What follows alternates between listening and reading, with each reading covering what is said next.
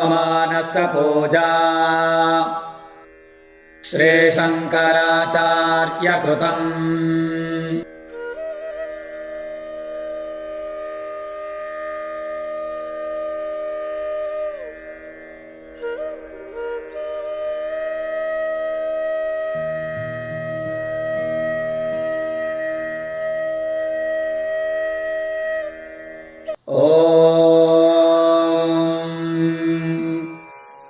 रत्नैः कल्पितमासनं हिमजले स्नानं च दिव्याम्बरम् नानारत्नविभूषितं मृगमदा मोदाङ्कितं चन्दनम् जाती चम्पकबिल्वपत्ररचितम् पुष्पं च धूपं तथा दीपं देवदयानिधे पशुपते हृत्कल्पितं गृह्यताम् सौवर्णेन वरत्नखण्डरचिते पात्रे घृतं पायसम् भक्ष्यं पञ्चविधं पयोदधियुतम् रम्भाफलं पानकम् शाकानामयुतं जलं रुचिकरं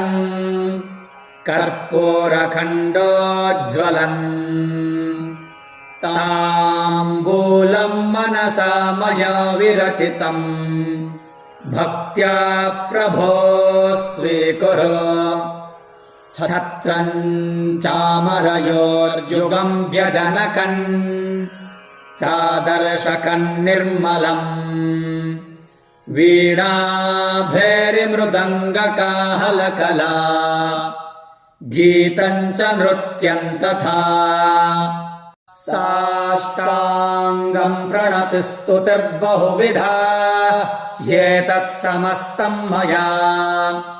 सङ्कल्पेन समर्पितं तव विभो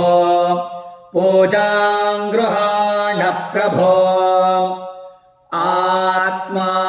त्वं गिरिजामतिः सहचरा प्राणाः शरीरं गृहम्